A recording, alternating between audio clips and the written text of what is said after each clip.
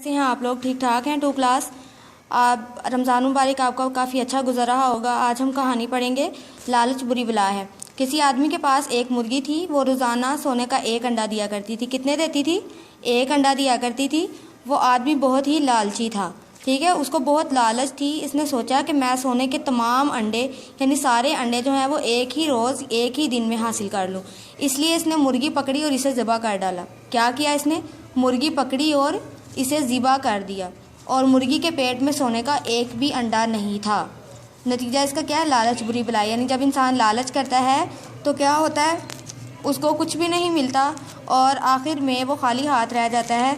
जैसे कि ये आदमी जिसके पास मुर्गी थी, उसने उसको ज़िबा करके ये सोचा कि मैं सारे अंडे एक दिन में हासिल कर लूँगा, लेकिन एक भी अंडा जो था वो उसको नहीं हासिल हुआ और आखिरकार वो खाली हाथ रह गया। ठीक है, इस स्टोरी को आपने सबसे पहले क्या करना है, अच्छी तरह से रीड करना है, और फिर ये जो वर्ड मैं अंडरलाइन करवा रही हूँ ना, इनको आपने अच्छी तरह से लिख के देखना है। ठीक है, ये आपने वर्ड जो हैं इसको लिख के देखना है। आपकी इमला की जो गलतियां हैं वो ख़त्म हो जाएंगी।